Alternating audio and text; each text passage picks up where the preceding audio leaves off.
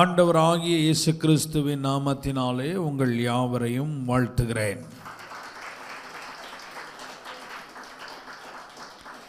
இந்த புதிய மாதத்தின் முதலாம் நாள் காலை வேளையிலே உங்களையும் என்னையும் தேவனுடைய சமூகத்திலே கூடி வர செய்த கர்த்தருக்கு மகிமை உண்டாவதாக. ஆமென் என்று சொல்லுங்கள். ஹல்லேலூயா. எத்தனை பேர் இந்த காலையிலே சந்தோஷமாக இருக்கிறீர்கள்? கர்த்தர் உங்களை ஆசீர்வதிப்பாராக. Praise the Lord. இந்த மாதத்தின் முதலாம் நாளிலே வழக்கமாக காலையிலே நாம் வாக்குத்தத்த ஆராதனை வைத்து நான் நடத்துவோம். இது ஓய்வு நாளாக இருக்கிறபடினாலே நாம் இன்றைக்கு டைரக்டாக ஆராதனைக்கு வந்திருக்கிறோம். இந்த மாதத்தினுடைய வாக்கு தத்தத்தை கர்த்தர் நமக்கு கொடுத்த வார்த்தையை நான் உங்களுக்கு அறிவித்து அதுக்கு பிற்பாடு ஒரு சிறு தியானத்தை செய்ய விரும்புகிறேன். அல்லேலூயா. நான் அதை வாசிக்கிறேன். அதை வாசித்து முடித்த பிற்பாடு நாம் எல்லாரும் சேர்ந்து வாசிப்போமாக. யோசுவாவின் புஸ்தகம் 1ஆம் அதிகாரம் 9வது வசனத்தை நான் வாசிக்கிறேன். யோசுவாவின் புஸ்தகம் 1ஆம் அதிகாரம் 9வது வசனத்தை நான் வாசிக்கிறேன். அதற்கு பிற்பாடு நீங்களும் நானும் சேர்ந்து வாசிக்கலாம். நான் உனக்கு கட்டளையிடவில்லையா? பலம் கொண்டு திடமனதாயிரு, திகையாதே, கலங்காதே, நீ போகும் இடமெல்லாம் உன் தேவனாகிய கர்த்தர் உன்னோட கூட இருக்கிறார் என்றார். ஹல்லேலூயா. எல்லாரும் சேர்ந்து வாசிக்கலாம். நான் உனக்கு கட்டளையிடவில்லையா? பலம் கொண்டு திடமனதாயிரு, திகையாதே, கலங்காதே, நீ போகும் இடமெல்லாம் உன் தேவனாகிய கர்த்தர் உன்னோட கூட இருக்கிறார். கரங்களை தட்டி கர்த்தரை மகிமை, நல்ல கரங்களை தட்டி ஸ்தோத்திரம் பண்ணுங்க.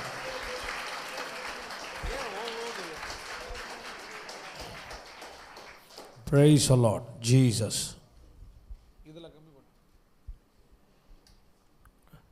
ஹல்லேலூயா சொல்லுங்க. ஹல்லேலூயா.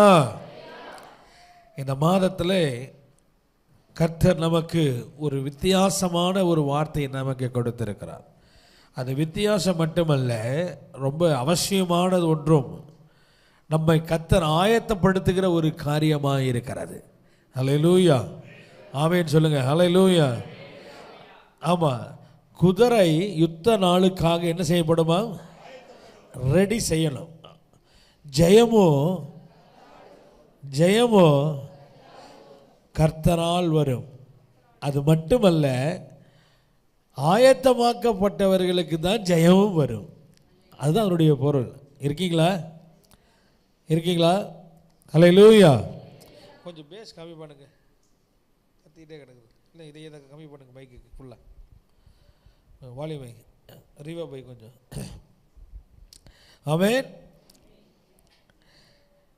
இந்த வேத பகுதி சொல்லுகிறது, வாசிங்க. இப்போ ரொம்ப நான் உனக்கு கட்டளையிடவில்லையா? ஆண்டவர் ஒரு கட்டளையை கொடுக்கிறார். இந்த 1ஆம் அதிகாரம் தொடங்கும் போதே ஒரு துக்ககரமான காரியமும் நடக்கிறது. அங்கிருந்து அடுத்த தலைமுறைக்கென்றதான ஒரு வாக்கு தத்தமும் பிறக்கிறதாக இருக்கிறது. அந்த இடத்துல ஒரு காரியத்தை அவர் கட்டளையாக கொடுக்கிறார். ஒரே வார்த்தை இந்த அதிகாரம் முழுவதிலும் 4 முறை திரும்ப திரும்ப என்ன செய்கிறது? வருகிறதாய் இருக்கிறது. அதனுடைய பொருள் என்னதென்பதை இன்றைக்கு நாம் காலையிலே தியானிக்க போகிறோம். வாசிங்க திரும்ப. நான் உனக்கு கட்டளையிடவில்லையா? நான் உனக்கு கட்டளையிடவில்லையா? பலங்கொண்டு திடமனதாயிரு, பலம் கொண்டு திடமனதாயிரு, திகையாதே, கலங்காதே, நீ போகும் இடமெல்லாம் உன் தேவனாகிய கர்த்தர் உன்னோடே கூட இருக்கிறார் என்றார். ஹல்லேலூயா. நீ பயப்படாதே, கலங்காதே, திகையாதே, தேவன் உன்னோட கூட இருக்கிறார். இவைகளெல்லாம் உண்மை. அதெல்லாம் ஒரு பிரச்சனையும் கிடையாது. அதை நாம் இப்பொழுது கவனிக்கிறதில்ல. ஆண்டவர் இந்த மாதத்தில் நமக்கு சொன்ன வார்த்தை பலன் கொண்டு திடமனதாய் இரு. இருக்கீங்களா? சொல்லுங்க பார்க்கலாம் எல்லாரும். பலம் கொண்டு திடமனதாயிரு. மீண்டும் எல்லாரும் ஒன்று போல சொல்லுங்க பார்க்கலாம். ஸ்டார்ட். உங்களோட ஆவியானவர் இன்றைக்கு சொல்லுகிற காரியம் பலம் கொண்டு திடமனதாயிரு. பலம் கொண்டு என்றால் ஆங்கிலத்தில் ஸ்ட்ராங் அண்ட் கரேஜ் என்று கொடுத்திருக்கிறார்கள். நீ வலிமை வாய்ந்தவனாய் மாறுவாயாக. ஹல்லேலூயா. ஸ்ட்ராங்னா என்னது? திடமுள்ளவர்களாக. புரிகிற மாதிரி சொன்னா வலிமை உள்ளவர்களாக, பலம் உள்ளவர்களாக மாறுவீர்களாக. யோசுவாவுக்கு அதான் சொன்னார், பலம் கொண்டு என்னவாயிரு? திடமனதர். அப்படின்னா வலிமை வாய்ந்தவனாக, தைரியம் உள்ளவனாக மாறுவாயாக. இனிமேல் நடக்க போகிற காரியங்கள் எல்லாம் வெவ்வேறு காரியங்களாக இருக்க போகிறது. ஹல்லேலூயா. சொல்லுங்க, இந்த மாதத்தில் ஆண்டவர் நமக்கு இந்த வார்த்தையை கொடுத்திருக்கிறார். பலன் உள்ளவர்களாய் மாறுவீர்களாக. வேதம் சொல்லுகிறது, பலவீனன் தன்னை பலவான் என்று சொல்வானாக, அறிக்கை செய்வானாக. வெறும் அறிக்கை மட்டுமல்ல, தன்னை பலவானாக மாற்றிக்கொள்வானாக. அதுதான் பொருள். நம்ம ஊரில் பேரெல்லாம் வச்சுப்போம்ல, சமாதானம்னு பேர் வச்சுருப்போம். ஆனால் அவங்களுக்கு என்னவா இருக்காது? வாழ்க்கையில் சமாதானமாகவே இருக்காது. பொதுவாக சொல்லுவாங்க பாக்கியநாதன்னு பேர் வச்சுருப்பாங்க. ஆனால் என்ன வச்சுருக்காம என்ன இருக்காது? பாக்கி இல்லாமல் இருக்காது. யாரையும் நான் குறிப்பிட்டு சொல்லலை, பொதுவாக நான் இன்றைக்கி ஒரு கருத்து சொல்லணுன்றதுக்காக நான் சொல்கிறேன். விசுவாசம்னு பேர் வச்சுருப்பாங்க, அவங்களுக்கு என்ன இருக்காது? சுத்தமாக. ஓ, அந்த பேரில் இங்கே யாரும் இல்லைல்ல, அந்த அளவுக்கு இப்போ தரம் கம்மியாயிருச்சு. முந்தையெல்லாம் ஆவிக்குரிய சபைகளில் விசுவாசம்னு பேர் வச்சுருப்பாங்க, சமாதானம்னு பேர் வச்சுருப்பாங்க. வேதத்தில் சொல்லப்படுகிற முக்கியமான வார்த்தைகளை என்னவா இருக்கும்? ஆமாம், தங்களுடைய நாமங்களாக வைத்திருப்பார்கள். இப்போ எங்கே அதெல்லாம்? தேடி தேடி பிடிச்சி வித்தியாசமாக எதை தான் கண்டுபிடிக்கிறாங்க. அதெல்லாம் இவர் ஒரு பக்கம் இருக்கட்டும். ஆனால் ஆண்டவர் சொல்றாரு, இந்த மாதத்தில் பலம் கொண்டு திடமனதா இரு என்றால் பலன் கொள்வாயாக, பலன் கொள்வாயாக. முதலாவது வசனத்திலிருந்து இப்பொழுது நாம் வாசிக்க போகிறோம். கவனமாய் கவனிங்கள். நான் வேகமாக சுருக்கமாக இந்த காரியத்தை சொல்லி முடிக்க விரும்புகிறேன். வாசிக்கலாம். கர்த்தருடைய தாசனாகிய மோசே இங்கே நடந்த காரியம் நான் சொன்னது போல ஒரு துக்கமான காரியம். என்னது? கர்த்தருடைய தாசனாகிய மோசே மரித்து விட்டார். மரித்த பின்பு கர்த்தர் மோசேயின் ஊழியக்காரனான நூனின் குமாரன் யோசுவாவை நோக்கி என் தாசனாகிய மோசே மரித்து போனான். என் தாசனாகிய மோசே என்ன செய்து விட்டான்? மரித்து போனான். அவன் மரித்து விட்டான். இப்பொழுது நீயும் இந்த ஜனங்கள் எல்லாரும் எழுந்து, நீயும் இந்த ஜனங்கள் எல்லாரும் எழுந்து இந்த யோர்தானை கடந்து இஸ்ரவேல் புத்திரருக்கு நான் கொடுக்கும் தேசத்துக்கு போங்கள். நான் கொடுக்கிற தேசத்திற்கு என்ன செய்ய வேண்டும்? போங்கள். ஹல்லேலூயா. அவங்க யோர்தானை கடப்பதற்கு முன்பாக மோசேயால் வழிநடத்தப்பட்டு வந்து அந்த இடத்திலே அவர்கள் தங்கி இருக்கிறார்கள். அந்த இடத்திலே மோசே என்ன செய்கிறான்? மரித்து போய் விடுகிறான். மரித்து போன பிற்பாடு அந்த ஜனங்கள் பிரயாணமாய் வந்தவர்கள் சில காலம் அந்த இடத்துல இருக்க வேண்டிய சூழ்நிலை இருக்கிறார்கள். வேதத்தில் மேலுள்ள அதிகாரத்தை, அதாவது உபாகமத்தினுடைய கடைசி அதிகாரத்தை வாசினாலும் இல்லை கீழுள்ள இதே அதிகாரத்தில் வாசிக்கும் போது அந்த இடத்தை தேவன் அவர்களுக்கு ஆசீர்வதித்திருந்தார். சகல நன்மைகளும் கிடைக்கும்படி செய்திருந்தார். சகல சௌகரியங்களும் அங்கே கிடைத்தது. ஆண்டவர் தம்முடைய ஜனங்களை அற்புதமாய் வைத்திருந்தார் அந்த இடத்துல. இப்போ அந்த இடத்துல இருந்துதான் கிளம்ப சொல்றார் ஆண்டவர். என்னது? மோசே தாசனாகிய மோசே மரித்து விட்டான். அதனால இங்கே எல்லா வசதியும் சௌகரியமா இருக்கிறதுனால நீ அங்கேயே இருந்துடக்கூடாது. நான் உங்களுக்கு என்ன வாக்கு பண்ணி கூட்டிட்டு வந்தனோ, வாக்கு தத்தம் பண்ணப்பட்ட இடத்துக்கு நான் உங்களை என்ன செஞ்சுட்டு போய் ஆகணும்? அழைத்துட்டு போய் ஆகணும். அந்த வாக்குத்தத்தம் நிறைவேறியாகணும் உங்க வாழ்க்கையிலே. அதற்காக நீ என்ன செய்ய வேண்டும்? இப்ப வாசிங்க. இப்பொழுது நீயும் இந்த ஜனங்கள் எல்லாரும் எழுந்து. வெறும் நீ மட்டும் எந்திரிச்சு போய் எல்லா வேலையும் முடிக்கிறது இல்ல. சொல்லுங்க, எல்லாரும் எழுந்து. சொல்லுங்க, இந்த ஜனங்கள் எல்லாரும் சொல்லுங்க பார்க்கலாம். ஆமா, நீங்க எல்லாரும் இப்ப என்ன செய்ய வேண்டும்? எழும்பணும். சௌகரியமா இருந்ததெல்லாம் போதும்.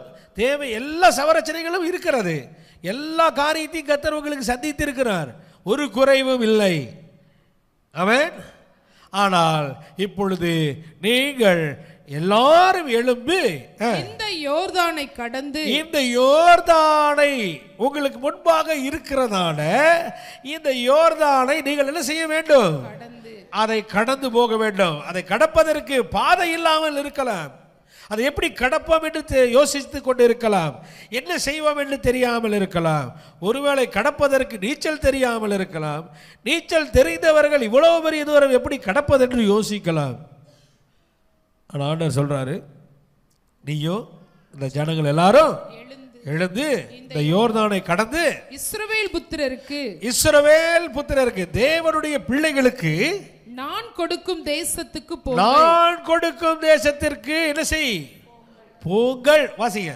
நான் மோசேக்கு சொன்னபடி, நான் மோசேகிட்ட ஒரு காரியம் சொல்லி இருந்தேன்.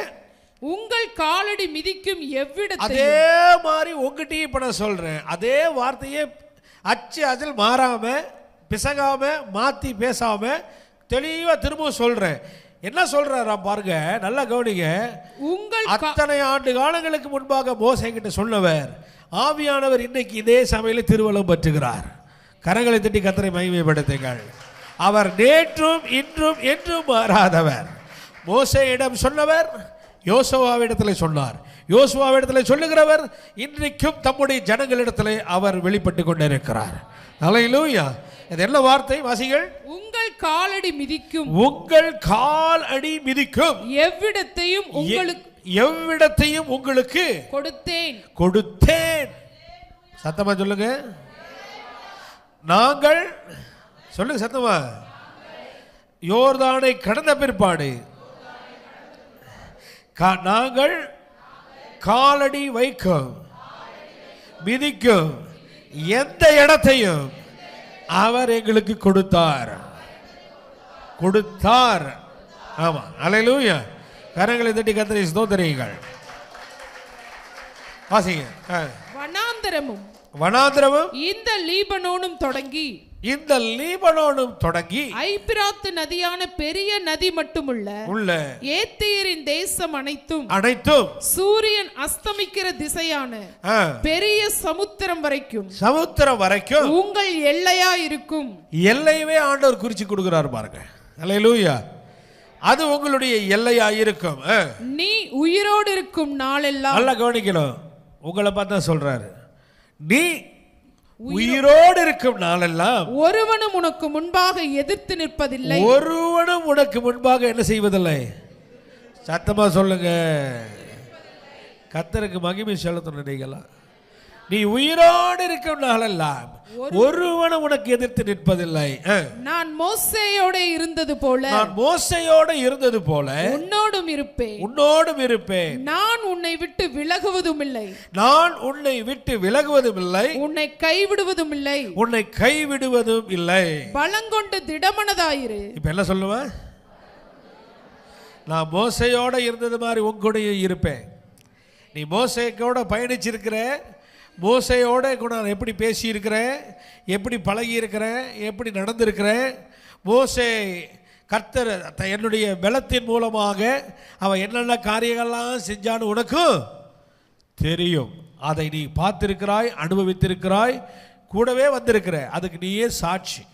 ஆனால் அதே மாதிரி உன் கூடையே நான் என்ன செய்வேன்? இருப்பேன். நான் உன்னை கைவிடவும் மாட்டேன், உன்னை விட்டு என்ன செய்ய மாட்டேன்? விலக மாட்டேன். ஹல்லேலூயா. ரைட். இப்போ தான் சொல்றாரு, இப்போ நீ என்ன செய்யணும்? இப்ப பலம் கொண்டு திடமனதாயிரு. பயந்துட்டு இருக்கிறாருன்னு அர்த்தம் அல்ல. பயந்துட்டு இருக்கிறவங்களை பார்த்து தைரியமா இருங்க அப்படின்னு சொல்றோம்ல, அது இல்லை. இது யோசுவாவுக்கு அந்த சூழ்நிலையிலே ஒருவேளை என்கரேஜ்மெண்ட் தேவைப்பட்டிருக்கலாம். ஏனென்றால் மோசே அவன் பார்த்த ஒரு பெரிய தலைவன், தன்னை உருவாக்கின ஒரு தலைவன். குரு பக்தி இருந்திருக்கலாம், விசனத்தில் இருந்திருக்கலாம். அப்போ ஒரு உற்சாகமான வார்த்தைகள் தேவை. ஆனால் ஆண்டவர் இங்கே சொல்றது என்னன்னாக்க, நீங்க இத்தனை நாள் ரிலாக்ஸ்டா இருந்துட்டீங்க. ரிலாக்ஸா இருக்கும் போது என்ன ஆகும்னா, ஆட்டோமேட்டிக்காவே உங்களுடைய எக்ஸசைஸ் எல்லாம் கம்மியாயிடும். நீ யுத்த புருஷனா இருந்தாலும் தினந்தோறும் ஒரு ஆர்மியில ஒரு சோல்ஜர், யுத்த வீரன் இருக்காங்கல்ல, என்ன தமிழ்ல சோல்ஜருக்குன்னு, ஒரு சிப்பாய், மிலிட்ரிக்காரங்கன்னு சொன்னால் உங்களுக்கு புரியும். அவங்க என்ன செய்வாங்க, தினந்தோறும் ட்ரெயின் பண்ணுவாங்க. தினந்தோறும் காலையில் கிரவுண்டுக்கு போய் ஆகணும். தினந்தோறும் அவங்க ப்ராக்டிஸ் பண்ணி ஆகணும், எக்ஸசைஸ் பண்ணி ஆகணும். டெய்லியுமா யுத்தம் பண்ணுறாங்க? டெய்லியுமா எதிரி வந்து நின்றுறான். பாகிஸ்தான் பார்டர்லையும் மற்ற பார்டரில் வந்து குண்டு போட்டு வந்தா டெய்லி யுத்தம் பண்ணுறாங்களா? டெய்லி போர் செய்கிறார்களா? இல்லை. ஆனாலும் தினந்தோறும் அது எந்த வினாடி நடந்தாலும் உடனடியாக சந்திப்பதற்கு அவர்கள் தினந்தோறும் என்ன செய்து கொண்டிருப்பார்கள், தங்கள் பயிற்சிகளை அவர்கள் செய்து கொண்டே இருப்பார்கள். அல்லேலூயா. அதே மாதிரி தான் நம்மளுடைய வாழ்க்கையில் இடையில ஒரு கேப் ஆயிடுச்சுனாக்க திரும்ப எழும்பி நடக்கிறதுக்கே கொஞ்சம் சோம்பேறித்தனம் என்ன செஞ்சிடும், வந்துடும். ஆவிக்குரிய வாழ்க்கையிலும் அப்படித்தான், நிஜ வாழ்க்கையிலையும் என்னது உலக பிரகாரமான வாழ்க்கையிலையும் அப்படிதான். ரெண்டுமே கஷ்டம். லெவலுக்கு கீழே இருந்தாலும் எந்த விதமான பலனும் இல்லாமல் தைரியம் இல்லாமல் கீழே இருக்கிறது கஷ்டம். ஓவர் கான்ஃபிடன்ஸு கஷ்டம். ஓவரா வெயிட் போட்டாலும் என்னது கஷ்டம். ஆண்டவர் சொல்றாரு, தம்பி நான் மோசையோடு இருந்தது மாதிரி உன் கூட என்ன செய்வேன், இருப்பேன், பயப்படாத. அவன் கூட என்னென்னலாம் செஞ்சாலும் அது அத்தனையும் உன் கூட என்ன செய்யும், நடக்கும். இப்போ நீங்க செய்ய வேண்டியது என்ன தெரியுமா, பலன் கொண்டு ஆயத்தமாகு. அல்லேலூயா. ஆயத்தமாகணும். நீ இருந்த சூழ்நிலையிலே இருந்து அமர்ந்திருந்து கர்த்தருக்கு நீங்கள் உண்மை உள்ளவர்கள் தான், இல்லை என்று ஒரு பொழுது சொல்ல முடியாது. நீதிமான்களா, நீங்கள் நீதிமான்கள் தான், அதையும் நாம் ஒன்று சொல்ல முடியாது. எந்த விதத்திலையும் கர்த்தரை பிரியப்படுத்துகிறோம் தேவனுடைய பிள்ளைகள் என்பதில் குறை சொல்லவே முடியாது. ஆனால் அவைகளெல்லாம் யுத்தத்திற்கு ஆகாது. ஆமென். நீங்கள் யோர்தானை கடக்க வேண்டும் என்றால் உங்களை 2 பேர் கைத்தாங்களாய் கொண்டு போகிறவர்களாக இருக்க முடியாது. ஹல்லேலூயா சொல்லுங்க, ஹல்லேலூயா. நீங்கள் நடந்து போகும்போதே சோர்ந்து போவீங்க என்று சொன்னால், இங்கிருந்து அந்த புக்கு வரைக்கும் போயிட்டு வரலாம் வாங்க, ஐயோ என்னால் முடியவில்லை என்று சொல்லுகிற நிலைமை இருந்தால், குதிரைகளோடும் ரதங்களோடும் எப்படி ஓடுவீர்கள்? ஹல்லேலூயா சொல்லுங்க, சத்தமா சொல்லுங்க. ஆசகேல் அவனுக்கு மான்களுடைய கால்கள் என்று வேதம் சொல்லப்பட்டிருக்கிறது. வேதத்தில் ஆசகேலுக்கு தானே சொல்லப்பட்டிருக்கு. ஆசகேல் எப்படி ஓடுகிறானா, கலைமான்களை விட வேகமாய் ஓடுகிறான். பாருங்க, அவன் எவ்வளவோ சொல்றான், ரதத்தை விட ஸ்பீடா ஓடி வருகிறான். வேதம் சொல்லுகிறது. ஆமென். நீங்கள் காலாட்களோடு நடக்கும்போது எப்படின்னா, சாதாரணமான ஒரு விசுவாச ஜீவியம் செய்யும்போது, சாதாரணமான ஒரு கிறிஸ்துவ வாழ்க்கை வாழும்போது, தேவனுடைய பிள்ளைகள் என்றதான வாழ்க்கையை வைத்திருக்கும் போதே பல குறைகளையும் பல கஷ்டங்களையும் பல சாக்கு போக்குகளையும் நீங்கள் சொல்லிக்கொண்டே இருப்பீர்களானால், கடினமான காரியங்கள் வரும் பொழுது, நாம் எதிர்த்து நிற்க வேண்டிய சூழ்நிலைகள் வரும் பொழுது, யோர்தானை கடக்க நேரிடும் போது, செங்கடலை கடக்க நேரிடும் போது, அக்கினியின் ஊடாய் போக நேரிடும் போது, மரணத்தின் பாதைகளிலே போகிற போது, அல்லேலூயா, தாக்கு பிடிப்போமா? அவர் கூட இருக்கிறார். அக்கினியின் ஊடாய் போகும் பொழுது அவர் நம்மோடு என்ன செய்யறாரு? சத்தமா சொல்லுங்க. ஆமா, அக்கினியில தூக்கி போட்டாலும் அவர் நம்மோடு கூட இருக்கிறார். அந்த பாதையிலே போகும் பொழுதும் அவர் நம்மோடு இருக்கிறார். தண்ணீர்களுக்கு நடுவிலே போகும்போதும் அவர் நம்மோடு கூட இருக்கிறார். மரணத்தின் பாதையில் நடக்கும் போதும் அவர் நம்மோடு கூட, சத்தமா சொல்லுங்க, இருக்கிறார். ஆனா நாம இருக்கணும். அவர் நம்மளை கைவிட மாட்டார். அவர் நம்ம என்ன செய்ய மாட்டார்? கைவிட மாட்டார். அவர் நம்மை தண்ணீர் நம்ம மேலே வர விட மாட்டார், அக்கினி நம்மை பற்ற விட மாட்டார், வேக விட மாட்டார், எதுவுமே செய்ய மாட்டார். அவர் வாக்குப்படி இருக்கிறார். தைரியமாக இருக்கிறோம், விசுவாசம் இருக்கிறோம். ஆனால் எனக்கு தான் பலன் இல்லை. ஆனால் எனக்கு தான் ஆண்டவர் சொல்றாரு, பலன் கொண்டு திடமனதாய் ஆயத்தமாய் மாறுவாயாக.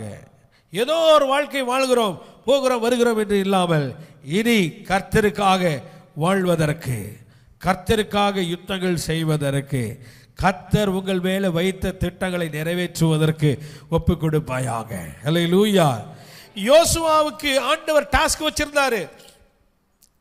முன்னாடியே மோசே யோசுவாவை அடையாளம் கண்டு கர்த்தர் இவனை அபிஷேகம் பண்ணும்படி சொன்னார். மோசே இருக்கும்போதே தன் கைகளை யோசுவாவின் மேலே வைத்து அவனுக்கு அபிஷேகம் பண்ணிட்டு போயிட்டான். ஆனாலும் அவன் இயல்பான வாழ்க்கையில தான் வாழ்ந்தான். அடுத்த நாளே என்னை அபிஷேகம் பண்ணிட்டாங்கன்னு எந்திரிச்சு எல்லா யுத்தங்களும் பண்ணலை. மோசே மரித்த பின்பு அதுவும் அவன் ஞாபகத்தில் வச்சிருந்தானோ வச்சில்லையோ அதெல்லாம் நமக்கு தெரியாது. ஆண்டவர் கர்த்தர் அவனை பார்த்து சொல்றாரு, எழும்பு, இந்த எல்லா ஜனங்களையும் கூட்டிட்டு யோர்தானை கடந்து போ, நீ தான் இந்த தேசத்தை என்ன செய்வ, பங்கிடுவ. அந்த வசனத்தை வாசிமா. இந்த ஜனத்தின் பிதாக்களுக்கு நான் கொடுப்பேன் என்று ஆணையிட்ட தேசத்தை நீ இவர்களுக்கு பங்கிடுவாய். நீ இவர்களுக்கு என்ன செய்வாய், பங்கிடுவாய். அவ்வளவுதான். ரொம்ப ஷார்ட்டா சொல்லிட்டாங்க. ஆனா அது அவ்வளவு சாதாரணமான விஷயம் கிடையாது. யோர்தானை கடந்துருவாங்க. யோர்தானை கடந்த பிற்பாடு இந்த வசனத்தில் ஒரு வசனம் அடுத்த வசனம் வந்த மாதிரி முடிஞ்சிடாது. அவ்வளவு ஈஸி கிடையாது. யோசுவாவோட கர்த்தர் இருந்தார். அவன் அங்க இருக்கிற பல சந்ததிகளை, ஜாதிகளை அவன் முறியடித்து துரத்தினான். அது மட்டுமல்ல, 32 அரசர்களை அவன் முறியடித்து அவன் துரத்தினான்.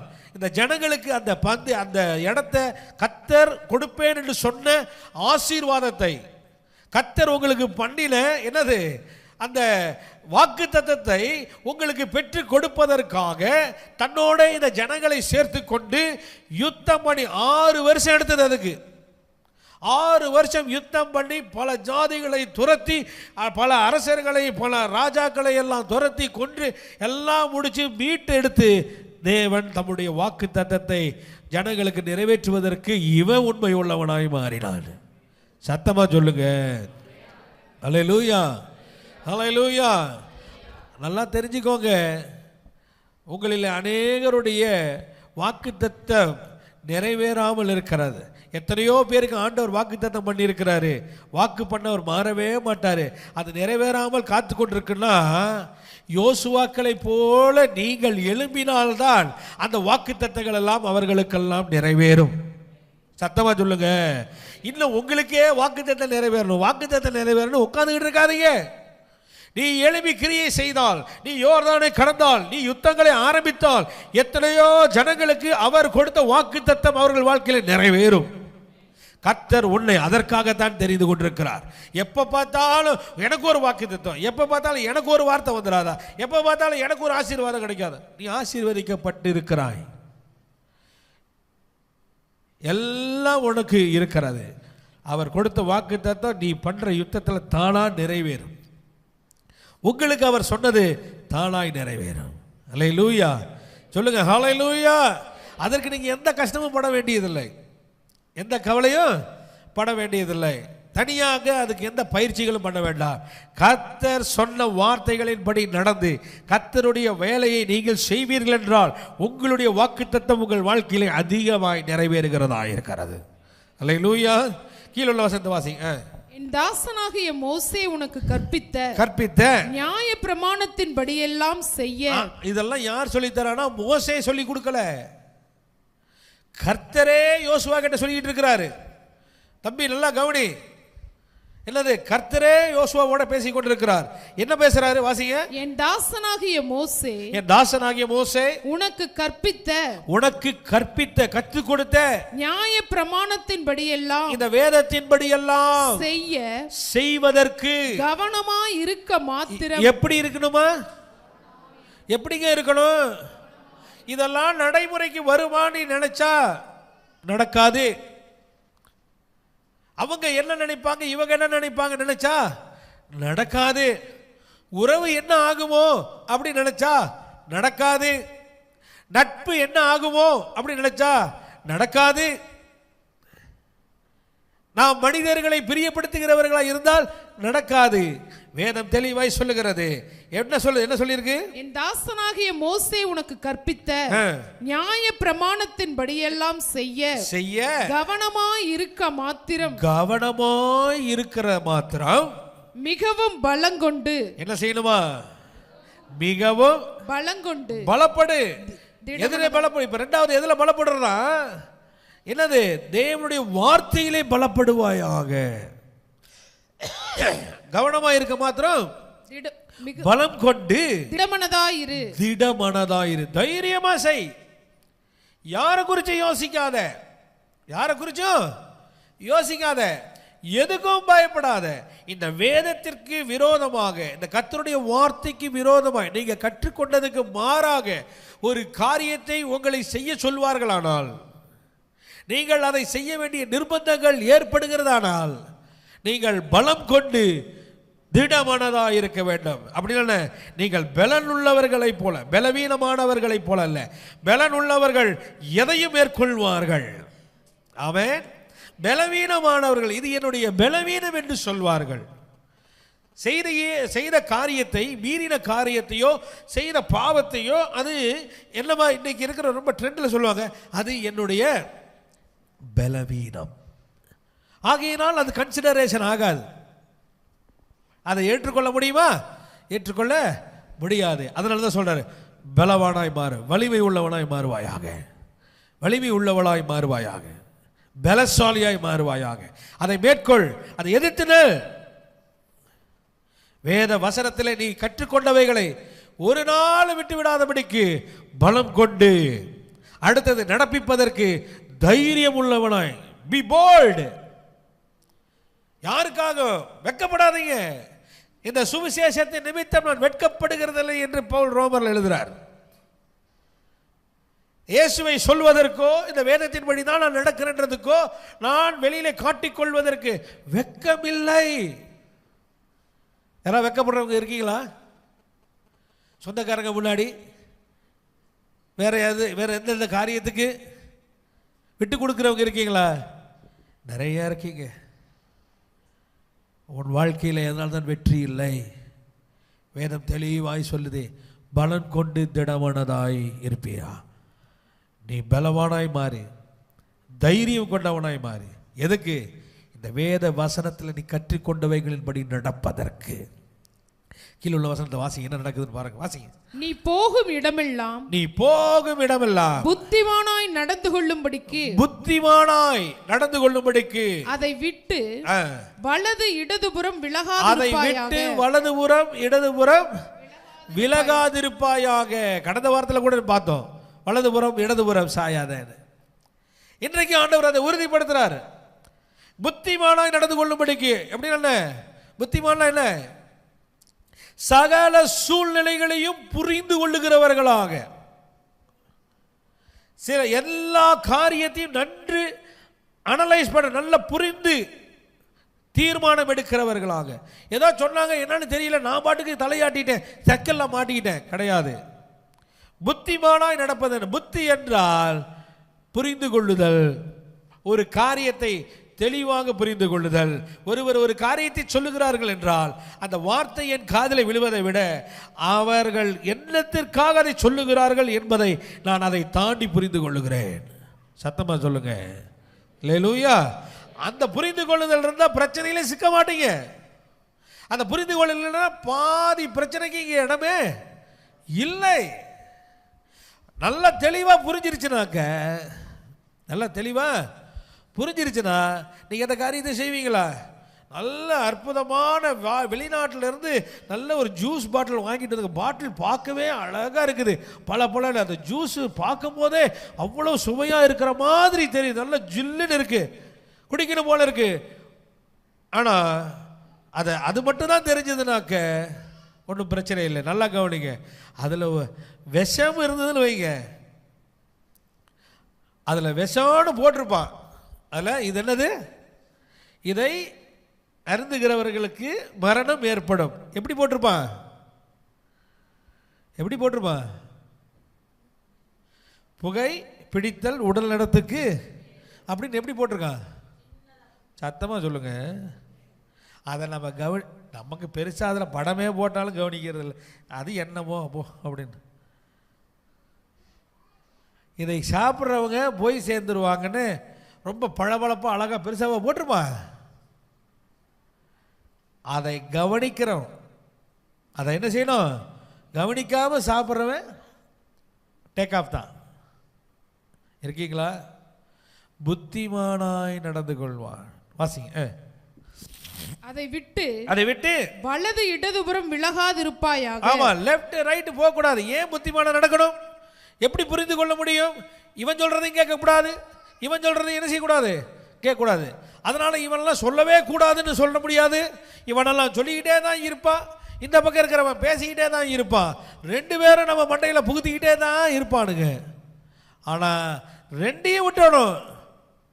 தெளிவாக பார்க்க வேண்டியதை பார்க்கணும், புரிஞ்சுக்க வேண்டியதை புரிஞ்சுக்கணும், தேர்வு செய்ய வேண்டியதை தேர்வு செய்யணும். தெளிவாக கர்த்தருடைய வழியிலே நடக்கணும்.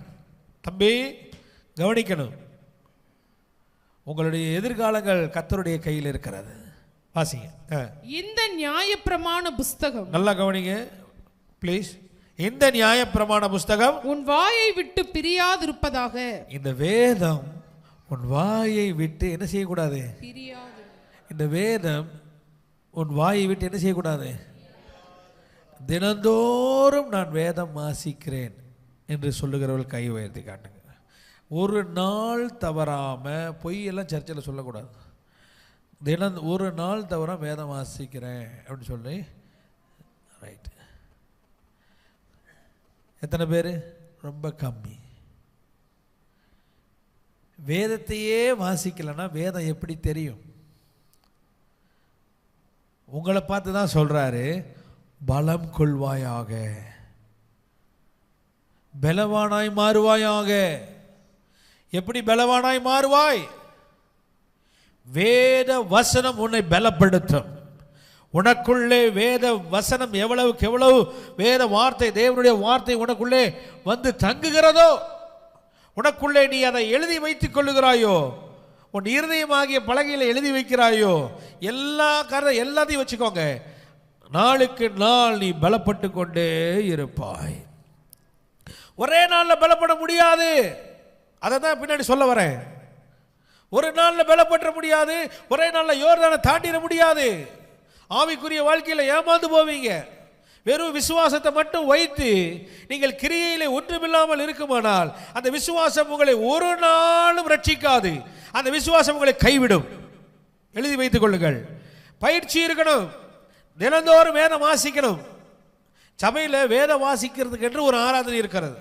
நான் அடிக்கடி டைம் கிடைக்கும் போதெல்லாம் ஒடியாருவேன். வந்துட்டு எப்படியாவது அதில் கலந்துக்கணும்னு ஆசைப்படுவேன். ரொம்ப ரேராக வந்து கலந்துக்குவேன். ஆனால் நானும் உட்காந்து அதில் வாசிப்பேன். ஏன் தெரியுமா? ஒரு நாள் உட்காந்து வாசித்தேன். அதனுடைய வல்லமை என்ன என்று அன்னைக்கு நான் உணர்ந்து கொண்டேன். சபையாய் உட்கார்ந்து வேதம் வாசிக்கிறதுல எவ்வளவு வல்லமை இருக்கு தெரியுமா உங்களுக்கு? எவ்வளவு ஜீவன் இருக்கு தெரியுமா உங்களுக்கு? எவ்வளவு பெரிய வெளிப்பாடுகள் இருக்கு தெரியுமா உங்களுக்கு? ஒவ்வொருவரும் வாசிக்கும் போது மீண்டும் மீண்டும் அந்த பகுதியை வாசிக்கணும்னு தோணும். தேவன் அப்படிப்பட்டதான ஒரு காரியத்தை அந்த இடத்துல நடப்பிப்பார். எத்தனையோ பிரசங்கங்கள் அந்த இடத்துல வேதம் வாசிக்கும் போது கர்த்தர் அநேக செய்திகளை கர்த்தர் கொடுத்திருக்கிறார். பல தேவனுடைய வார்த்தைக்கு விளக்கங்கள், வித்தியாசமான ஆழமான விளக்கங்களை இதே இடத்துல வாசிக்க தெரியாம வாசிக்கிற ஒரு 4-5 பேரோட சேர்ந்து வாசிக்கும் போது கர்த்தர் கொடுத்திருக்கிறார். வேத வசனம் தேவனுடைய வாயினால் பிறந்த தேவனுடைய வார்த்தை எழுதப்பட்டதுதான் இந்த வேத வசனம். ஹல்லேலூயா. சத்தமா சொல்லுங்க. நீ வேதத்தையே வாசிக்கிற தேவனுடைய பிள்ளையா? வேதத்தையே வாசிக்காத கிறிஸ்தவன் எப்படி ஜெயிக்கப்படும்? எப்படி ஜெயிக்க முடியாது? உங்களே என்னையும் பார்த்தா சொல்றாரு, என்னது? பலம் கொள்ளு. இன்னையிலிருந்து ஆரம்பி. இன்னையிலிருந்து ஒரு அதிகாரத்தையாவது வாய் விட்டு சத்தமா படி. வீட்டில் இன்னையிலிருந்து நான் 5 அதிகாரம் படிச்சிடுறேன், 10 அதிகாரம் படிச்சு பொறுத்தனை எடுத்துட்டு போகாது. தயவுசெய்து உன்னால் படிக்கவே முடியாது. முதல் நாள் முக்குன்னு முக்கிட்டு 2ஆவது நாள் தூக்கி எறிஞ்சிட்டு போயிடுவேன். முதல்ல ஒரு அதிகாரம் வாசி. இன்னையிலேருந்து அது பழகுங்க. எத்தனையோ இத்தனை வருஷம் சபையில் போய் வேதத்தை வாசிக்கிறதுக்கு இவ்வளவு காரியம் சொல்லிக்கிட்டு இருக்க பாருங்க. அதோட கொடுமை வேற ஒன்றுமே இல்லை. வாய் விட்டு சத்தமாக வேதத்தை வாசிக்கணும். குடும்பமாக சுற்றி உக்காந்துட்டு ஒருத்தரை வாசிக்க சொல்லக்கூடாது. ஒவ்வொருவரும் வாசிக்கணும். நீ சேர்ந்து வாசித்தாலும் சரி, தனித்தனி ரூமில் உட்காந்து வாசித்தாலும் சரி, ஆக மொத்தம் வேதத்தை உன் கையில் எடுக்கணும், அதை திறக்கணும், நீ வாய் விட்டு வாசிக்கணும். அப்பொழுது நீ பலன் பெறுவாய். அப்பொழுது உனக்குள்ள தைரியம் உண்டாகும். பரிசுத்த ஆவியானவர் உனக்குள்ளே வரும் பொழுது உனக்கு பலன் உண்டாகும். தேவனுடைய வார்த்தை, தேவனுடைய ஆவி உனக்குள்ளே வரும் பொழுது நீ பலன் அடைவாய். தைரியம் உண்டாகும். தைரியமாய் கர்த்தருக்கு என்னது செய்வேன்? கர்த்தருக்கு முன்னாடி ஜம்பல் நிற்பேன். அது மட்டும் இல்லை, என்னது, யாரையும் நீங்க ஃபேஸ் பண்ண முடியும். ஆமென். வாசிங்க. இந்த நியாயப்பிரமாண புஸ்தகம் உன் வாயை விட்டு பிரியாதிருப்பதாக இதில் எழுதி இருக்கிறவைகளின்படி எல்லாம் நீ செய்ய கவனமாய் இருக்கும்படி, இதில் எழுதி இருக்கிறவைகள் எல்லாம் செய்வதற்கு நீ கவனமாய் இருக்கும்படி இரவும் பகலும், என்னது, இரவும் பகலும் அதை தியானித்துக் கொண்டிருப்பாயாக. இந்த வார்த்தையை நீங்க எங்க கேட்டிருக்கிறீங்க இதுக்கு முன்னாடி? இரவும் பகலும் தியானித்துக் கொண்டிருன்னு எங்க கேள்விப்பட்டீங்க? முதலாம் சங்கீதத்திலேயே சொல்லிட்டு போய் ஆண்டவர் என்னது தாவீது எழுதி வச்சிட்டாரு. முதலாம் சங்கீதத்தில் எல்லாரும் படிச்சிருக்கிறோம். இரவும் பகலும் அவருடைய வேதத்தை தியானமாக இருக்கிற மனுஷன், நான் சொல்லி கொடுத்த மாதிரி சொல்லுங்க, மனுஷன் நான் ஆசீர்வதிக்கப்பட்டிருக்கிறேன் என்று எழுப்பி சொல்லுங்க. யாராவது ஒருத்தர் சொல்லுங்க, நான் ஆசீர்வதிக்கப்பட்டிருக்கிறேன்.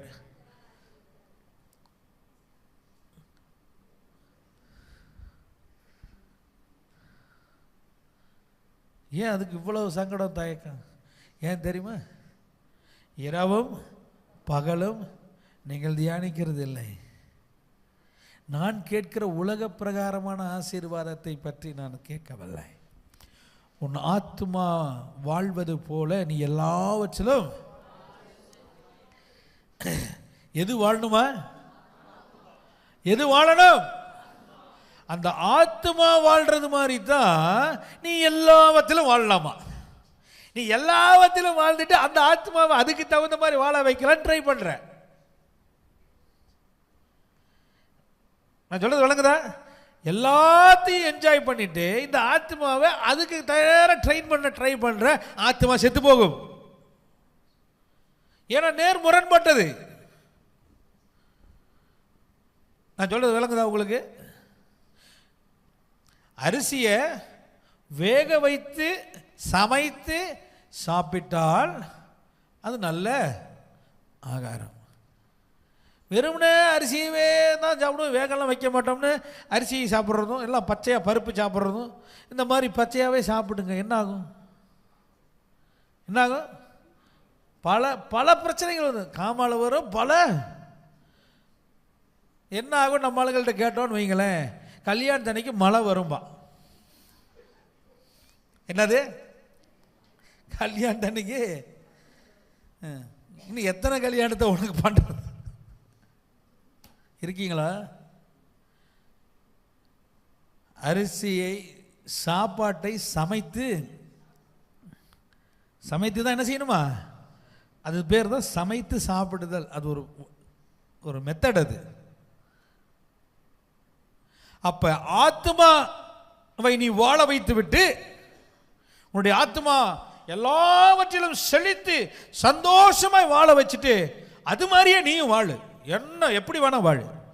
இருக்கீங்களா? ஆத்மா எப்படி வாழும்? இந்த வேத வசனத்தினால வாழும். சத்தமா சொல்லுங்க. இந்த வேத வசனத்தினால ஆத்மா பிழைக்கும், ஆத்மா வாழும். அந்த ஆத்மா வாழ்றது மாதிரி எல்லாவற்றிலும் சுகமாய் வாழு. அல்லேலூயா. அதைத்தான் நாங்க சொல்றாரு. வாசிக்குமா சீக்கிரம். இரவும் பகலும் அதை தியானித்துக் கொண்டிருப்பாயாக. அப்பொழுது நீ உன் வழியை வாய்க்க பண்ணுவாய். என்னது? உன் வழியை வாய். சார், நான் உங்களுக்காக எதையாவது பண்ணி ஜாலக் பண்ண வேண்டிய அவசியம் இல்லை சார். இல்ல வேற ஏதோ ஒரு சாமியார் உன் வாழ்க்கையில ஏதாவது ஜீபூம்பா பண்ண வேண்டிய அவசியம் இல்லை. எந்த பிஷப்பும் வர வேணாம், யாரும் வர வேணாம். அப்பொழுது நீ உன்னுடைய திட்டத்தை, வாஞ்சையை நிறைவேற்றிக் கொள்வாய். நீயே, வேற யாரும் தேவையில்லை. என்னது? அப்பொழுது நீ உன் வழியை, உன் வழி என்ன? உன் வழிகளை கர்த்தருக்கு ஒப்புவி, அவரே அதை வாய்க்க செய்கிறவர் என்று நீதிமொழிகளில், சங்கீதங்களில் வாசிக்கிறோம். உன் வழிகளை கர்த்தருக்கு ஒப்புவி, அதைவே அவர் தான் அதை என்ன செய்யறாரு? வாய்க்க பண்றாரு. வழிகளை எப்படி செய்யறது?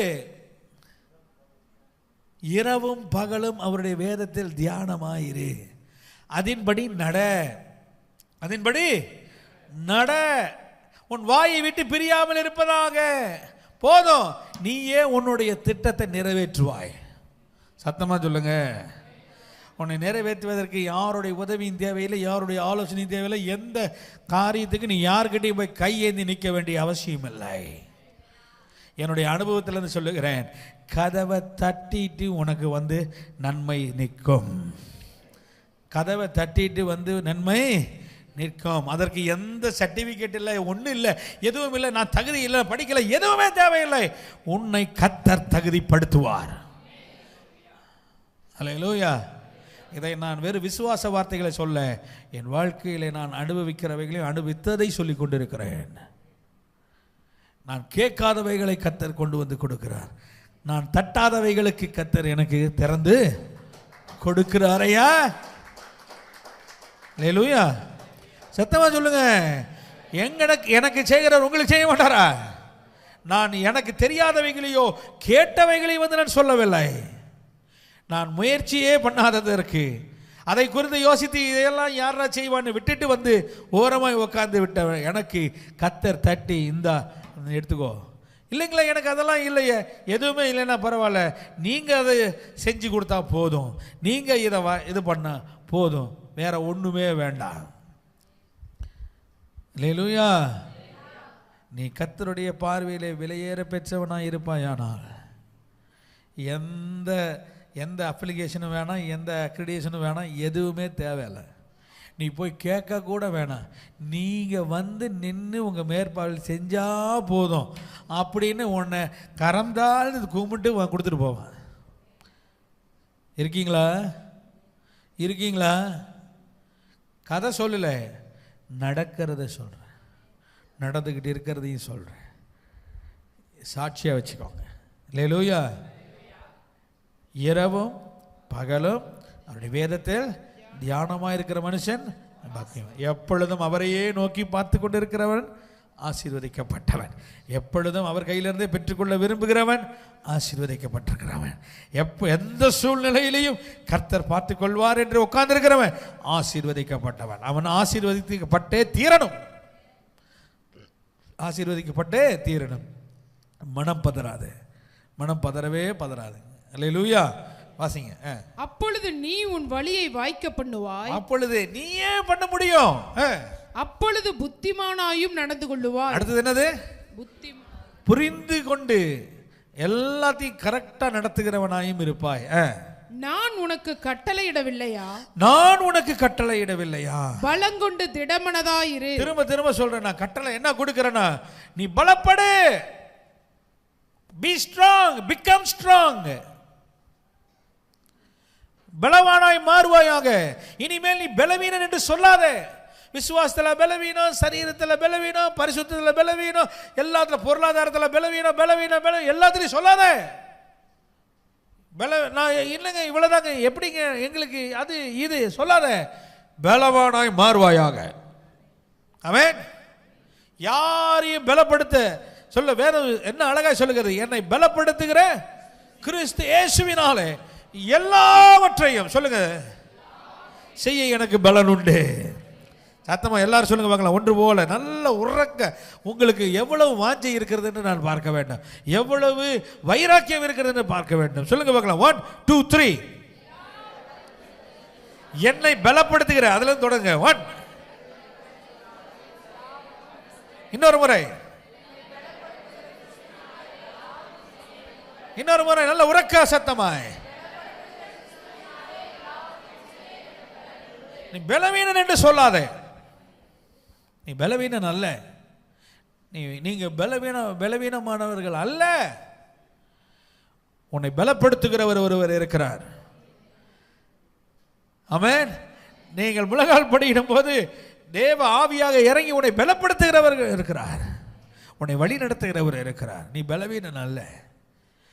வேதம் சொல்லுகிறது, பலம் கொண்டு தைரியம் உள்ளவனாய் மாறு. ஆமென். பயப்படுகிறவர்கள் வேஸ்ட், அன்பில் பூர்ணப்பட்டவர்கள் அல்ல. தைரியமே இல்லைன்னா ஒரு காரியத்தை செய்யவே முடியாது. யோசிச்சுட்டே இருக்கக்கூடாது, குழப்பத்தில் இருக்காதே. குழப்பத்தில் இருக்கீங்கன்னாக்க நீ பலவீனமாக இருக்கிறாய். தேவனுடைய வார்த்தை உனக்குள் இருந்தால் நீ தைரியம் உள்ளவனாய் மாறுவாய். அங்கதான் விசுவாசமே கிரியை செய்யுங்க. பலவீனன் விசுவாசம் சொல்றதுல ஒரு ஒரு பிரயோஜனமும் கிடையாது. விசுவாசம் எங்க கிரியை செய்யும்? நீ கிறிஸ்து இயேசுவுக்குள்ள பலப்பட்டிருக்கும் பொழுது விசுவாச கிரியை செய்யும். அல்லேலூயா. இல்லாவிட்டா ஒன்றும் நடக்காது. ஆமென். வாசிங்க சீக்கிரம். திகையாதே, கலங்காதே, நீ போகும் இடமெல்லாம் உன் தேவனாகிய கர்த்தர் உன்னோடே இருக்கிறார் என்றார். அடுத்தது, அப்பொழுது யோசுவா ஜனங்களின் அதிபதிகளை நோக்கி, இப்ப அடுத்தது யோசுவா ஜனங்களின் அதிபதிகளை நோக்கி, நீங்கள் பாளையத்தை உருவ நடந்து போய் ஜனங்களை பார்த்து உங்களுக்கு போஜன பதார்த்தங்களை ஆயத்தம் பண்ணுங்கள். சரி. உங்கள் தேவனாகிய கர்த்தர் உங்களுக்கு சுதந்தரிக்க கொடுக்கும் தேசத்தை, உங்கள் தேவனாகிய கர்த்தர் உங்களுக்கு சுதந்தரிக்க கொடுக்கும் தேசத்தை நீங்கள் சுதந்தரித்துக் கொள்ளும்படிக்கு இன்னும் 3 நாளைக்குள்ளே போதும். இது தொடர்ந்து அப்புறம் வாசிக்கலாம். நம்மளுடைய டாபிக் இன்னைக்கு பலம் கொண்டு. கடைசியா ஜனங்களும் யோசுவா பார்த்து என்ன சொல்றாங்க தெரியுமா?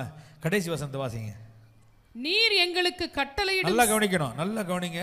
நான் சீக்கிரமா முடிக்க போறேன். சீக்கிரம் வாசிங்க. நீர் எங்களுக்கு கட்டளையிடும். நீர் எங்களுக்கு கட்டளையிடும். கட்டளை கொடும். கட்டளையிடும் இடும். சகல காரியத்திலும். ரெண்டு ஒண்ணுதாமா. வாசி. நீர் எங்களுக்கு கட்டளையிடும் சகல காரியத்திலும் உம்முடைய சொல்லை கேளாமல். நல்லா கவனிங்க. உம்முடைய சொல்லை கேளாமல் உம்முடைய வாக்குக்கு முரட்டாட்டம் பண்ணுகிற எவனும் கொலை செய்யப்பட கடவன். பலங்கொண்டு திடமனதாய் மாத்திரம் இரும் என்றார்கள். என்னது ஐயா? நீங்க பலம் கொண்டு திடமனதா இருந்தா உங்களை நீங்க பர்ஃபெக்டா காத்துக்கங்க. மிச்சத்தெல்லாம் நாங்க என்ன செய்யறோம்? பார்த்துக்கிறோம். அப்படின்னு யார் சொன்னா? அப்படின்னு யார் சொன்னது? அதை ஏன் அவ்வளோ பரிதாபம்? யார் சொன்னது? கடைசி 3 வசனத்தை வீட்டில் போய் எல்லாரும் வாசிங்க. நாம் எப்படி இருக்கணும், என்ன செய்யணும், என்ன சொல்லணும்னு அந்த வசனம் சொல்லுது. அல்லேலூயா. ஆனால் இப்போ மேட்ரு அது இல்லை. எனக்கு ஜனங்கள் யோசுவாவை பார்த்து சொல்கிறாங்க, நீர் என்ன சொன்னாலும் நான் செய்கிறேன். நீர் சொல்கிறதுக்கு மிஞ்சி எவ்வளோ செஞ்சானா அவன் இருக்கவே மாட்டான் இந்த கூட்டத்தில். அதையும் நான் மாற்றிடுறேன். ஆனால் நீங்கள் மட்டும் என்னவா இருக்கணும்? இப்போ யோசுவாக்களை பார்த்து ஆண்டவர் சொல்கிறாரு, ஜனங்களும் சொல்கிறாங்க மற்றவங்க, நீ மட்டும் என்னவா இரு தம்பி, நீ மட்டும் எப்படி இருக்கணுமா? பலம் கொண்டு திடமனதாயிரு. ஏன் தெரியுமா? உன் மூலமாக தான் இந்த பட்டணத்தில் ஆண்டவர் கிரியை செய்ய போகிறார். ஏன் தெரியுமா? உன் மூலமாக தான் உன் குடும்பத்துக்கே ரட்சிப்பு வரப்போகுது. ஏன் தெரியுமா? உன் மூலமாக தான் உன் குடியிருக்கிற பகுதிக்கு ரட்சிப்பு வரப்போகிறது. உன் மூலமாக தான் அடிமைத்தனத்தில் இருக்கிறவன் விடுதலையாக்கப்பட போகிறான். உன் மூலியமா தான். ஐயா நான் அடிக்கடி வரமாட்டேனே, பண்ண மாட்டேன். ஆமா, நீ வராதே பண்ணாத இழுபறி பண்ணு. எவ்வளவு இழுபறி பண்ண உன்னுடைய குடும்பத்தில் யாரோ ஒருவர் கஷ்டப்பட்டு கொண்டு இருக்கிறார்கள். உன்னுடைய நண்பர்களில் யாரோ ஒருத்தர் நீ இந்த சுவிசேஷத்தை அறிவிக்கிற வரைக்கும் அவர்கள் வேதனைப்பட்டு கொண்டு இருக்கிறார்கள். பிசாசின் பிடியில் இருந்து கொண்டிருக்கிறார்கள். பில்லி சூனிய கட்டளை இருந்து கொண்டிருக்கிறார்கள். அந்த பகுதியில் ரட்சிக்கப்படாமல் இருந்து கொண்டிருக்கிறார்கள். அதனால தான் உன்னை பார்த்து சொல்றாரு, நாங்கெல்லாம் பார்த்துக்கிறோம், நீ மட்டும் பலம் கொண்டு நீங்கள் பலப்பட்டு தைரியமுடையவர்களாய் மாறுவீர்களானால் இந்த பட்டணம் ரட்சிக்கப்படும். தேவனுடைய ஜனங்கள் மீட்டெடுக்கப்படுவார்கள்.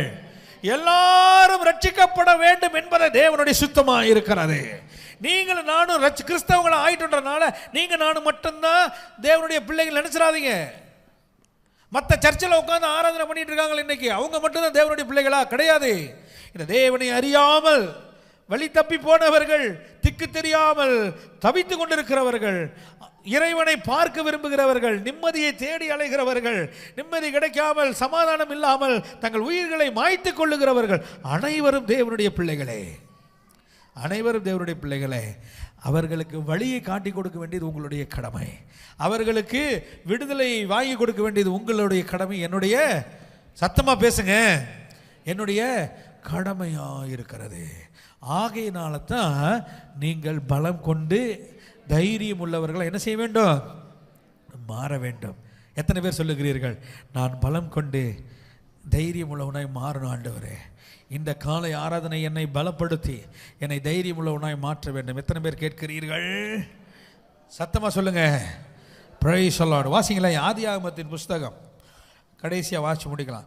ஆதியாகமம் 19:17 23 வசனம். ஏன் இன்றைக்கு நான் இதை சொல்லுகிறேன், நன்றாய் கவனிங்கள். ஆதியாகமம் 19ஆம் அதிகாரம் 17வது வசனத்தில் இருந்து 23வது வசனம் ஒரு சம்பவம் நடக்கிறது. அதை நான் ஒப்பிட்டு சொல்ல விரும்புகிறேன். சீக்கிரம். அவர்களை வெளியே கொண்டு போய் விட்ட பின்பு, அவர்களை வெளியே கொண்டு போய் விட்ட பின்பு, எவர்களை? லோத்துவின் குடும்பத்தை சோதோம் குமராவில் இருந்து அழிவு சோதோம் குமராவுக்கு வரப்போகிறது என்பதை அறிந்து அந்த லோத்துடைய குடும்பத்தை அங்கிருந்து காலி பண்ணி வெளியே கொண்டு வந்து விட்ட பின்பு, நல்லா கவனிங்க, அவர் ஸ்தோத்திரம், அவர் உன் ஜீவன் தப்ப ஓடிப்போ. ஆமா, தூதன் சொல்றேன், உன்னுடைய ஜீவன் தப்ப ஓடிப்போ, பின்னிட்டு பாராதே. நல்லா கவனிக்கணும், பின்னிட்டு பார்க்காத, இந்த சமபூமியில் எங்கும் நில்லாதே. இந்த சமபூமியில் எங்கும் நில்லாதே, நிக்கவே கூடாது. நீ அழியாதபடிக்கு, நீ அழிஞ்சு போயிராதபடிக்கு மலைக்கு ஓடிப்போ என்றார். என்ன செய்யா? மலைக்கு ஓடிப்போ என்றான். அதற்கு லோத்து, அப்படியல்ல ஆண்டவரே, அப்படியல்ல ஆண்டவரே, உமது கண்களில் உமது அடியேனுக்கு கிருபை கிடைத்ததே. கிருபை கிடைச்சதே, என் பிராணனை காக்க. இதெல்லாம் ஐஸ் வைக்கிற வேலை. உம்முடைய கண்களுக்கு கிருபை கிடைச்சதேன்றெல்லாம் ஜாலக் பண்ற வேலை. லோத்து ஒரு நீதிமான். நீ போய் நீதிமானா இருந்தும் சோதோம் குமராவிலேயே நீதிமானா வாழ்றவன் பாருங்க. நம்மளே மாதிரி நம்மெல்லாம் சோதோம் குமராவிலேயே இருக்கிற நீதிமான்கள். யார் சொன்னதாம என்ன? பரவாயில்ல, அப்படியே கூட வேண்டாம், மாத்திக்கலாம். சோதோம் குமராவுக்குள்ள இருக்கிற நீதிமான்கள் நீங்கள். லோத்து மாதிரி அவரை வந்து என்ன பண்றாங்க? இந்த சோதோம் குமரா அழிவுக்கு நேரம் போயிடுச்சு. ஆண்டவர் அந்த இடத்துலையும் சரி, இத்தனை நாளா நமக்காக என்ன வாழ்ந்துட்டான், அதனால என்ன பண்ணுவோம், அட்லீஸ்ட் இவனை வெளியில கொண்டு போயாது என்ன செய்யுங்க, வீடுங்கன்னு விட்டாச்சு. போய் வெளியில விட்ட பிற்பாடு, எப்பா நீ அழிஞ்சு போயிடாதபடிக்கு மலைக்கு ஓடிப்போ. ஒன்று நம்மால் அங்கேயும், ஆண்டவரே உம்முடைய கண்களில் கிருபை நீ அழிஞ்சு போயிடுவாடா, வேலை போனா ஏம்மா அழிஞ்சு போயிடுவேன்னா, இல்லை கிருபை கிடைத்ததே, கிடைக்கும். அப்புறம் என்னது? என் பிராணனை காக்க, என்னுடைய பிராணனை காக்க தேவரீர் எனக்கு செய்த கிருபையை பெரிதாக விளங்க பண்ணினீர். அடுத்தது, மலைக்கு ஓடி போக என்னால் முடியாது. என்ன ஸ்டேட்மெண்ட்? இந்த மலைக்கு மேல ஏற முடியல, அதுதான் ஸ்டேட்மெண்ட். அதுக்காக கர்த்தரையே ஏமாத்த முடியுமா? கிருபை கிடைச்சதே, உன் கண்களை எனக்கு என்ன கிடைச்சிச்சு, அது கிடைச்சிச்சு, இது கிடைச்சிச்சு. மலையின் மேல் ஏறுகிற அனுபவம் என்ன தெரியுமா? ஜெப வாழ்க்கை. உன்னை காப்பாத்திக்கணும்னா தேவனுடைய சமூகத்துக்கு ஓடி போயிரு. மேலே மோசைகிட்ட சொன்னாரு, கற்பலைகளை உடைச்சிட்டியா, பரவாயில்ல, திரும்பவும் அதே மாதிரி கற்பலைகளை இழைச்சிட்டு அதிகாலமே கிளம்பி எங்க வந்து நில்லு, ஏன் கீழே வந்து நான் எழுதி கொடுக்குறேன்னு சொன்னாரா? மலைக்கு மேலே ஏறி என்ன செய்ய, நில்லு, யாரா இருந்தாலும் வாடா மலைக்கு மேலே ஏறி வா. ஜெபம், மேலே போய் தேவனோட பேசி கர்த்தருடைய ஒப்புரவாக திரும்பவும் வாழ்க்கை கட்டப்படும். கீழே இருந்து அழிஞ்சு போயிடுவேன். கீழே இருந்து என்ன செய்வேன், அவன் அழிஞ்சு போயிடுவேன்னு சொன்னதுக்கு அப்புறமா இவன் ஸ்டேட்மெண்ட் கொடுக்குறான், என்னால மேலே மலையின் மேலே, எல்லாரும் சொல்லணும், அதை எல்லாரும், என்னால் மலையின் மேல் ஏற முடியாது. அது உண்மையான ஸ்டேட்மெண்ட்.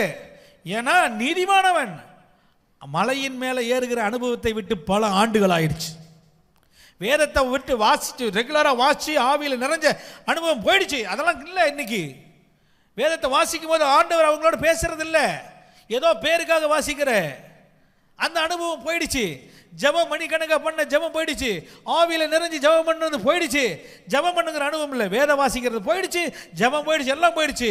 அழிஞ்சு போகாதபடிக்கு நீ இன்னைக்கு வேதம் வாசிக்கணும், ஜெபிக்கணும் தினந்தோறும் போட்டாக்க எல்லாரும் அழிஞ்சு போயிடுவான். ஏன்?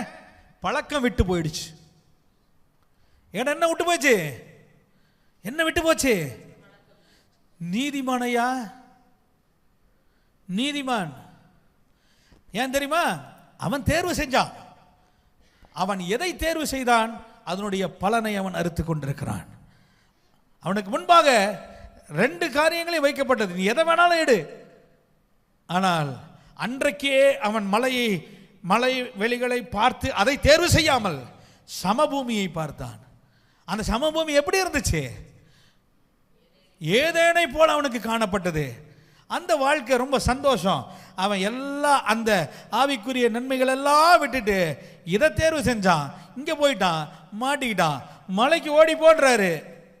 லாஸ்ட் மினிட்ல கூட சொல்ல, நீ அழியாதபடிக்கு எங்க போ, மலைக்கு போக முடியல. ஏன் போக முடியல? ஏற முடியாது.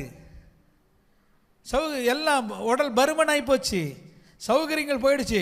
4 ஸ்டெப் வச்சா தண்ணி தாங்க எடுக்குது. அங்கே போனால் ஏசி இருக்காது, அது இருக்காது, எதுவுமே கிடைக்காது. போய் அங்கே மலையில் குன்றில் உட்காரணும். மலை ஏற்றினா இன்னும் 4 பேர் எனக்கு பிடிச்சி தள்ளணும். அந்த கண்டிஷன்,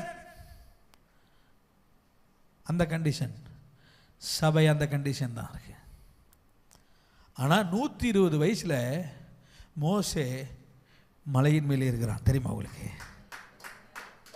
120 வயதில். உபாகமத்தின் புஸ்தகம் 34 முதல் 2-3 வசனத்தை வாசிங்க சீக்கிரம். அப்படி இந்த பக்கம் வேகமா வாசிங்க. மோசே மோவாபின் சமனான வெளிகளிலிருந்து எரிகோவுக்கு எதிரான நேபோ மலையில் இருக்கும் பிஸ்காவின் கொடுமுடியில் ஏறினான். என்ன அப்படி வாசிக்கப்படாது, நிறுத்தி நிதானமா வாசிங்க அதை. பின்பு மோசே, ஏன்னா சொல்றேன்னா, அவன் அந்த இடத்திலேயே மரித்தான். தேவன் அங்கே அவனை அடக்கம் பண்ணினார்.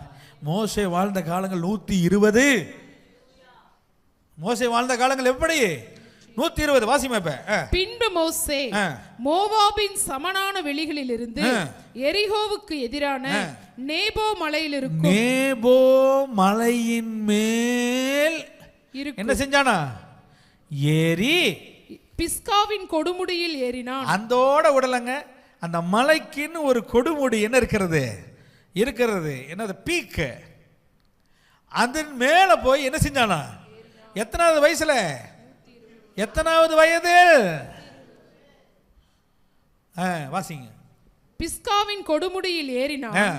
அப்பொழுது கர்த்தர் அவனுக்கு தான் மட்டுமுள்ள கீலேயா தேசம் அனைத்தையும், நல்லா கவனிங்க, நப்தலி தேசம் அனைத்தையும், எப்பிராயிம் மனாசே என்பவர்களின் தேசத்தையும், கடைசி சமுத்திரம் வரைக்கும் உள்ள யூதா தேசம் அனைத்தையும், தென்புறத்தையும், சோவார் வரைக்கும் உள்ள பேரீச்ச மரங்களின் பட்டணம் என்னும் ஊர் முதற்கொண்டு எரிகோவின் பள்ளத்தாக்கு ஆகிய சமனான பூமியையும் காண்பித்தார். அப்பொழுது கர்த்தர் அவனை நோக்கி, இப்ப அண்டர்லைன் பண்ணிக்கோங்க, அப்பொழுது கர்த்தர் அவனை நோக்கி, நான் உங்கள் சந்ததிக்கு கொடுப்பேன் என்று. என்னது? நான் உங்கள் சந்ததிக்கு கொடுப்பேன் என்று ஆபிரகாமுக்கு ஈசாக்குக்கும் யாருக்கு? ஆபிரகாமுக்கும் ஈசாக்கும் பயணம் எங்க தொடங்குச்சு? அந்த பயணம் தொடங்கின இடத்துல என்ன வாக்கு கொடுத்தேன் அப்படின்னு சொல்லி ஈசாக்குக்கும் யாக்கோபுக்கும் ஆணையிட்ட தேசம் இதுதான். ஆணையிட்டு வாக்கு பண்ணி கொடுத்த தேசம் இதுதான். நீ பாத்துரு கண்ணுல. 120 வயதுல நீ மலையில ஏற உன்னால முடியும். மலையில் மேல மட்டுமல்ல கொடுமுடியிலையும் ஏற முடியும் என்று சொன்னால் கர்த்தர் தாம் வாக்கு பண்ணினதை உன் கண்களினால் பார்க்கும்படி செய்வார்.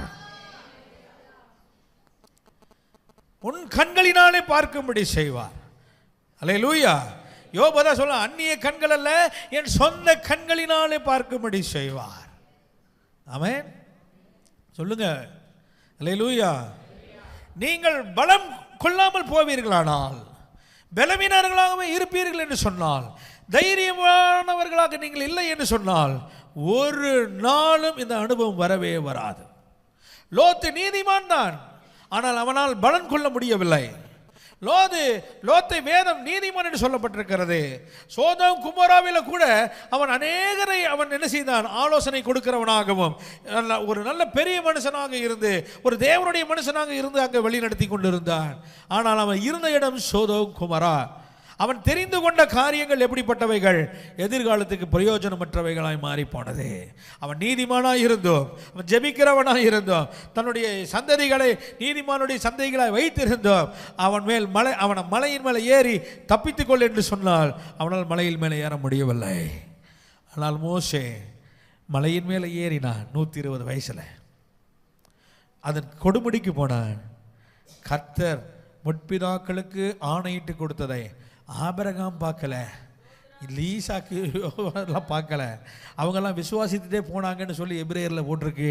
ஆனால் மோசேக்கு இதுதான் என்று அவர் காண்பித்தார். அல்லேலூயா. நீ பயப்படாத, நீ போ, யோசுவாவை வச்சு நான் உன்னோட எல்லா சந்ததிக்கும் நான் பிரித்து கொடுத்துட்றேன்.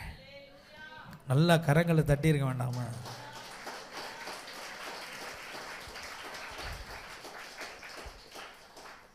அது மட்டும் இல்லைங்க, அவன் மறிச்சாச்சு, முடிஞ்சாச்சு.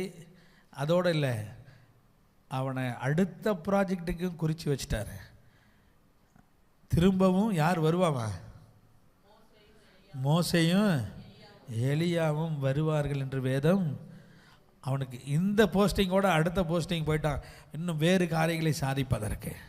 அட்லீஸ்ட்டு யோசுவாவாக இருந்து இருக்கிற காலகட்டங்களிலே அழிந்து போகிற ஆத்துமாக்களுக்காக, அவர்களுடைய ஸ்தானத்தை விட்டுட்டு அலைந்து திரிகிற வேதனைப்படுகிற ஜனங்களுக்காக நீ பலன் கொண்டு திடமனதாய் மாறவில்லை என்றால், அழிவு வரும்பொழுது மலையின் மேலே ஏற முடியாதவனை மாற்றிக்கொண்டால் உங்களையும் உங்கள் குடும்பத்தையும் ரட்சிப்பது மிகுந்த கடினமாய் மாறும். தேவ பிள்ளையே, இந்த காலையிலே ஆவியானவர் உங்களுக்கு சொல்லுகிறார், பலன் கொண்டு திடமனதாயிரே. அப்படின்னா வலிமை உள்ளவர்களாங்க, பலவானாய் மாறு, தைரியம் உள்ளவனாய் மாறு. கர்த்தர் உன்னை ஆசீர்வதிப்பார், கர்த்தர் உன்னை பலப்படுத்துவார், கர்த்தர் உன்னை உயர்த்துவார், உன்னை ராயனுக்கு முன்பாக கொண்டு போய் நிறுத்துவார். அல்லேலூயா. ராஜாக்களுக்கு முன்பாக உன்னை என்ன செய்வார்? நிறுத்துவார். கர்த்தர் உங்களை ஆசீர்வதிப்பாராக. தேவ பிள்ளையே, மிகுந்த பாரத்தோடு நீ வாழ்விலே உன் பலனை திரும்ப பெற்றுக்கொள்ள முயற்சி செய்வாயாக. கழுகு பலவீனம் அடையும் பொழுது உச்சத்திற்கு போய் உட்கார்ந்து தன்னுடைய சிறகுகளை எல்லாம் அடித்து அதை வெறுமையாக்கின பிற்பாடு பல மாதங்கள் புது சிறகு முளைப்பதற்காக காத்திருக்குமா. புது சிறகுகள் முளைத்து முளைத்து முளைத்து ஒரு நாள் முழுசாக உயர்ந்து முளைச்ச பிற்பாடு தன்னுடைய பலனை அதை திரும்ப முழுமையாய் திருப்பி கொண்டது என்பதை அறிந்தவுடன் மீண்டும் பரிசோதனை ஓட்டம் சூரியனை நோக்கி கொண்டு போகுமா. அல்லேலூயா. நீ ஒருவேளை பலவீனப்பட்டிருந்தால், பல காரியங்களின் நிமித்தம் உன் பலனை இழந்து போயிருப்பாயானால், உன் அபிஷேகத்தை இழந்து போயிருப்பாயானால், அபிஷேகத்தை பெற்றுக்கொள்ளாமல் இருப்பாயானால், நீ பலவீனம்னா இருப்பாய் என்று சொன்னால், கர்த்தருக்கு உனக்கு சம்பந்தமே இல்லாதவர்களாக ஆவிக்குரிய வாழ்க்கைக்கு உனக்கு சம்பந்தம் இல்லாமல் இருப்பாயான்னு சொன்னால், இந்த நாளில் இந்த மாதங்களில் நீங்கள் உங்களை சரி பண்ணி கொள்ளுங்கள். கர்த்தரிடத்தில் கேளுங்கள், உங்களை கர்த்தர் ரட்சிப்பார். உங்கள் பாவங்களை மன்னிப்பார், குற்றங்களை மன்னிப்பார், மீறுதல்களை மன்னிப்பார், எல்லா சூழ்நிலைகளையும் மாற்றுவார். மீண்டும் வேத வசனத்தினாலே நீங்கள் பலப்படுங்கள், பரிசுத்த ஆவியினாலே நீங்கள் பலப்படுங்கள். தம்முடைய அபிஷேகத்தை அவர் உங்கள் மேலே ஊற்றுவார். ஹல்லேலூயா. உங்களை கொண்டு கர்த்தர் இந்த பட்டணத்தில், உங்கள் குடும்பத்தில், உங்கள் நண்பர்களுடைய பெரிய காரியங்களை செய்வார். ஆமென். ஜெபம் பண்ணலாமா? கிருபையும் இரக்கம் நிறைந்த நல்ல ஆண்டவரே, இந்த அற்புதமான காலை வேளையிலே நன்றியோடு துதிக்கிறேன், ஸ்தோத்தரிக்கிறேன். இங்க இருக்கிற ஒவ்வொருவரையும் கர்த்தர் பேர் பேராக தனித்தனியாய் ஆசீர்வதிப்பாராக. ஒருத்தர் கூட மிச்சம் இல்லாமல் சிறு பிள்ளைகளது பெரியவர்கள் வரைக்கும் ஒவ்வொருவரும் பலம் கொண்டு திடமனதாய் மாறுவார்களாக. இவர்களை கொண்டு அவர்கள் வாழ்க்கையின் கடைசி வினாடி வரைக்கும் கர்த்தர் அவர்களை கொண்டு பெரிய காரியங்களை செய்வீராக. ஒவ்வொரு குடும்பங்களையும் ரட்சியும் ஆசீர்வதியும். இயேசுவின் மூலம் வேண்டுகிறோம் பிதாவே.